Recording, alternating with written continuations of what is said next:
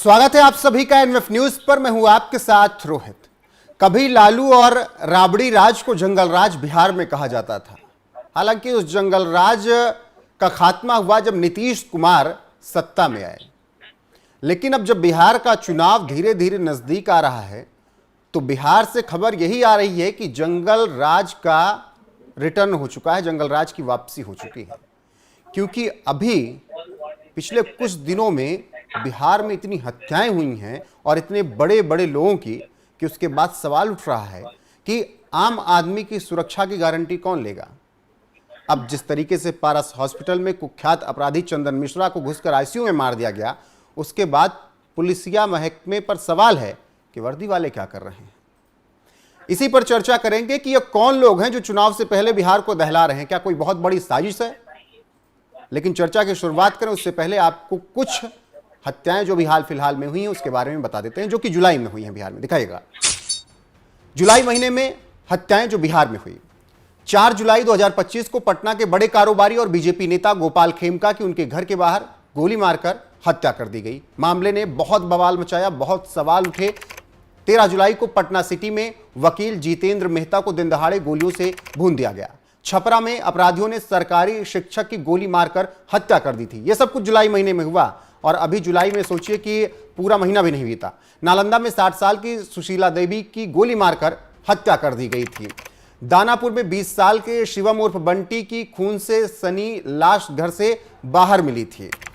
12 जुलाई को पटना में ग्रामीण स्वास्थ्य अधिकारी सुरेंद्र कुमार की खेत में काम करने के दौरान गोली मारकर हत्या कर दी गई थी और इस पर भी खूब बवाल मचा हुआ था।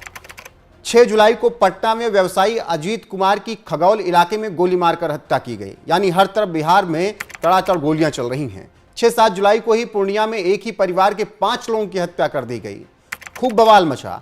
6-7 जुलाई को ही मुजफ्फरपुर में जूनियर इंजीनियर मोहम्मद मुमताज की उनके घर में चाकू घोंप कर हत्या कर दी गई और इस तरीके से लगातार बिहार में अपराध होते रहे। 4 जुलाई को सीवान में 3 लोगों की तलवार से काटकर हत्या कर दी गई और वो वीडियो भी सबने देखा। तो कुछ इस तरीके से बिहार में लगातार पिछले कुछ दिनों में हत्याएं हुई हैं और ये जुलाई के आंकड़े मैंने बताए और कुछ आंकड़े बताए, पूरे आंकड़े नहीं, लगभग 19-20 हत्याएं अभी तक हो चुकी हैं। मेरे साथ हैं पंकज प्रसून, जो कि बिहार की राजनीति को बहुत अच्छे तरीके से समझते हैं। बहुत बहुत स्वागत है पंकज जी आपका। मैं शुरुआत करूंगा एडीजी कुंदन कृष्ण के बयान से। कुछ दिन पहले उन्होंने कहा था कि मई जून में हत्याएं ज्यादा होती ही हैं क्योंकि किसान भी किलर बन जाते हैं। आपको और कोई साजिश नहीं, ये बहुत इनसेंसिटिव और सतही स्तर पे दिया गया बयान है और सरकार ने और उप मुख्यमंत्री विजय कुमार सिन्हा ने इस बयान से खुद को अलग कर लिया है। और कुंदन जी ने भी सफाई दी है कि नहीं, उसको गलत परिप्रेक्ष्य में लिया गया, मेरे कहने का मतलब वो नहीं था। मतलब ये एक तरह से बेहूदगी थी कि बिहार के किसानों को आप मर्डरर बता देना, हत्यारा बता देना और वही जनरलाइज कि फसल नहीं लगती है तो मर्डर करते हैं। ये कोई तरीका है बात करने का? कल को कोई ये बोल दे कि बिल्डिंग नहीं बनती है तो सारे बिल्डर हत्यारे हो जाते हैं, ऐसे थोड़ी ना होता है। ये आप रोक नहीं पा रहे हैं और बैठ के यहाँ पे अध्यात्म बतिया रहे हैं। अब ये जो कनेक्शन निकल रहा है ये देखिए, मैं आपको साफ साफ दर्शाता है। नहीं, 2-3 ऐसी हत्या हुई है, जैसे कि गोपाल खेमका की हत्या का जो शूटर था उमेश यादव, उसके बारे में बीजेपी के लोगों ने और बाकी सत्ता पक्ष के लोगों ने आरोप लगाया कि वो आरजेडी का कार्यकर्ता था। इस बार जो चंदन मिश्रा की जो हत्या हुई पारस में, इसका जो मुख्य शूटर है कौन है? बादशाह है, तौसीफ बादशाह नाम है उसका। वो पशुपति पारस की पार्टी का नेता है वो, और पोस्टर वगैरह भी लगा के उसमें उसका नाम वगैरह सब कुछ है जी। एक और मर्डर हुआ था। देखिए, 2-3 मर्डर में तो निश्चित तौर पे आया है आरजेडी या फिर पशुपति या उनके जो गठबंधन के साथी हैं उन लोगों का नाम, लेकिन मैं देख रहा था सारे क्राइम के आंकड़े। ऐसा नहीं कह सकते कि विपक्ष के नेता या फिर उसके कार्यकर्ता ही शामिल हैं। ये गलत नैरेटिव होगा।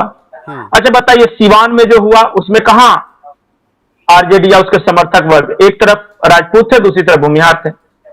या पूर्णिया में जो डायन बताकर मारा गया, वो कहां किसी का? ये तो ये बेकार की बातें हैं। सच्चाई ये है रोहित, मैं ईमानदारी से बताऊं आपको, मानिए इस बात को जी। बिहार में जमीन, बालू और शराब, ये तीनों क्राइम की सबसे बड़ी वजह है। ठीक है आप जी, वो जाइए, लड़ाई चलिए। का एक मूल आधार है, लेकिन अभी 18 दिन जुलाई में बीते हैं, सबसे ज्यादा 18 दिनों में सबसे 14 ज्यादा दिन ऐसे गए जिसको मिलाकर 19 हत्याएं हो जाती हैं। ये तो 90 और 80 के दौर की याद दिलाती है, जब बिहार से लेकर उत्तर नहीं, प्रदेश आप किस तरीके कम से बोल रहे हैं। गोलियां चलती थी। आप कम बोल रहे हैं, आंकड़े आपके दोस्त नहीं है। जुलाई के 17 दिनों में 55 हत्याएं हुई है। ये अलग अलग जिलों से रिपोर्ट ले लीजिए आप। 55 मर्डर्स हुए हैं। और क्यों मर्डर हुए पता है? मैं बताऊंगा तो मानेंगे ही नहीं है। देखिए, और 30% वर्कफोर्स है। आंकड़ा जोड़ते चलते पंकज जी, अभी शुरुआत ही है साल की, 7 महीना बीता है, 7 महीने में 1376 हत्याएं 2025 में बिहार में। बिल्कुल, इसलिए तो मैं कह रहा हूं। और क्यों हो रहा है उस पर पहले जाइए ना, कि क्यों हो रहा है मर्डर। मर्डर हो रहा है सबसे ज्यादा कि पुलिस जो है वो दारू चेकिंग में ज्यादा व्यस्त है, वहां से कमाई होता है। क्राइम कंट्रोल करने के लिए इनके पास फुर्सत कहां है? देखिए, मैं आपको बता रहा हूं, आंकड़े के सहित बता रहा हूं। 30% महिलाएं हैं, तो महिलाओं को क्या किया जाता है कि वीआईपी सिक्योरिटी में नहीं रखा जा सकता, वो किसी बॉडीगार्ड नहीं हो सकती। वो क्या करते हैं, एनकाउंटर वगैरह में इस तरह में नहीं जाती वो। अब जो 70% जो वर्कफोर्स बढ़ गया, जो पुरुषों का बच गया, उसमें से 50% वीआईपी के बॉडीगार्ड हैं। 50%। अब बताइए कि 50% आपके पुलिस फोर्स वीआईपी के बॉडीगार्ड है, बाकी 50% है, उसमें से भी दारू को भी देखना है, बालू से भी कमाई करनी है। क्राइम कंट्रोल करेगा कौन? आप बताइए ना, ईमानदारी से बताइए, कहां से क्राइम कंट्रोल होगा? दूसरी बात हम आपको बता रहे हैं, आप बिहार के किसी गांव में चले जाइए, किसी गांव में, और वहां भव्य अगर 2 मंजिला नया बिल्डिंग बना है, तो आसपास के लोगों से पूछ लीजिए कि यह कैसे बना। सब बता देंगे कि बालू बेच के बना या दारू बेच के बना। पता कीजिए ना जाके। तो ये कंट्रोल आप जाके जमीन पे जाइए ना, वहां पे। महीना है, चुनावी साल है, कंट्रोल कैसे होगा ये चीज? अच्छा, एक बार बताइए कि दारू जो शराबबंदी है बिहार में, उसका कभी रिव्यू हुआ है कि एक बार बंद कर दिया, उसका फायदा नुकसान वगैरह सब किसी ने आकलन किया उसका? कोई ठोस स्टडी है? बिहार में दारू भगवान है, दिखते कहीं नहीं है, मौजूद हर जगह है। मैं साफ साफ ये बोल रहा हूं। आप गांव में जाइए, गांव के गांव में घर घर में होम डिलीवरी हो रही है। हां, फर्क इतना है कि वो डी माल मिलता है। वो कहीं हरियाणा से सप्लाई है, झारखंड से सप्लाई है, उत्तर प्रदेश के कुछ जिलों से सप्लाई है, और उसमें मिलावट करके 500 का बोतल 1000 में 1200 में दे रहे। बस इतना ही फर्क आया है, और पुलिस की कमाई बढ़ गई है।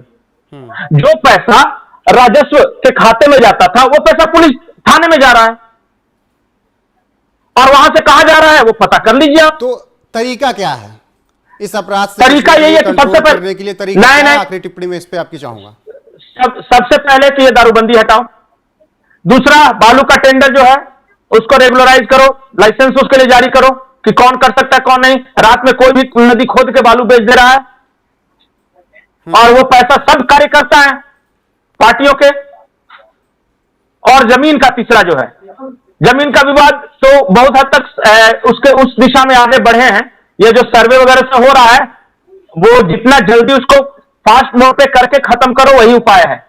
बिहार का क्राइम आधा हो जाएगा, आधा। आखिरी टिप्पणी मेरी, मैं बता रहा हूं, नीतीश कुमार ने बिहार के क्राइम को कंट्रोल किया था, ईमानदारी से मैं बोल रहा हूं, लेकिन नीतीश कुमार पड़ गए बीमार। अब आरोप यह है कि बिहार सरकार चला रहा है या तो कुछ ब्यूरोक्रेट चला रहे हैं, आईएएस अफसर, या बीजेपी दिल्ली से चला रही है, सम्राट चौधरी वगैरह दिल्ली से कनेक्शन। नीतीश कुमार के हाथ में आज भी अगर फुल कंट्रोल आ जाए ना, तो ये सारे क्राइम को वो कंट्रोल कर सकते हैं। ठीक है पंकज जी, लेकिन उम्र है, तबीयत है, इस सबको लेकर देखिए, जो आप जब तक मर्म पे हाथ नहीं रखे ना, बढ़िया बढ़िया खाली बात करते रहिएगा ना, सिद्धांत खाली बतियाते रहने पे कुछ कंट्रोल नहीं होने वाला है। ठीक है पंकज जी। बिहार में इंफ्रास्ट्रक्चर में खूब काम हो रहा है, नौकरी रोजगार दे रही है नीतीश सरकार, बाकी सब ठीक है। क्राइम जो है वो नीतीश कुमार के तबियत खराब, ज्यादा एक्टिव नहीं रहने के कारण ये बढ़ रहा है। एकदम दिल साफ हृदय से बोल रहा हूं मैं। बिल्कुल। और डिप्लोमेसी में तो देखिए, डिप्लोमेटिकली मुझे बोलना हो तो नहीं, पुलिस तो प्रयास कर ही रही है, तो सॉल्व कर रही है। ललन सिंह जो बोल रहे थे, तरीके से गैर जिम्मेदाराना बयान आए हैं, उन बयानों से तो व्यवस्था नहीं ठीक हो ललन रही है। सिकल क्या बोल रहे थे? ललन सिकल क्या बोल रहे थे? सुना आपने? कह रहे थे ये कोई क्राइम थोड़ी होता है कि बगल में बैठा, हम दोनों बैठे हैं, इसको मैं मार दूं, मैं इसको क्राइम नहीं कहेंगे, ये इसको हाई प्रोफाइल आप बदला कहेंगे इसको। हाई प्रोफाइल हॉस्पिटल में 5 लोग घुसकर खुद गजब तमाशा है भाई। जाकर किसी को मार दे, भले वो कुख्यात अपराधी रहा हो, वो कोई भी रहे। शासन का ही फेल्योर है। अच्छा, वो अपराधी जेडीयू नेता नहीं मरा है क्या? कल ही खगड़िया में कोई निषाद, राजकिशोर निषाद, उनको गोली मार दी है क्या? बीजेपी के नेता नहीं मरा है क्या? पटना में वो गोपाल खेमका। अभी उनका था, नहीं गोपाल खेमका नहीं, अभी मतलब कि सरेआम गोली मारी है पटना में, वहां से भी बीजेपी के नेता को। जगहों से खबर आई जहां पर इस तरीके की कोई केवट है, कोई केवट नाम है उनका, उनको गोली मार दी है। तो बीजेपी जेडीयू के नेता नहीं मरा रहे हैं क्या? कि शांति हो, 2 वक्त की रोटी मिल रही, सुकून से मिले, इस तरीके के अपराध जनता को भी डरा रहे हैं। बाकी चुनावी राज्य है, चुनावी कुछ महीने हैं, तो एक बार फिर से जंगल राज की चर्चा है। फिलहाल आगे जो अपडेट आएगी, उम्मीद तो यही करेंगे कि हम ऐसी खबरें लेकर आपके सामने बिहार से ना आए तो अच्छी ही है कि मर्डर हो गया, ये हो गया, लूटपाट हो गई, वो खबरें ना आए तो अच्छी ही हैं। बाकी जो अपडेट आएगी आप तक जरूर पहुंचाएंगे। पंकज जी आपका बहुत बहुत शुक्रिया, बने रहिए हमारे साथ। नमस्कार।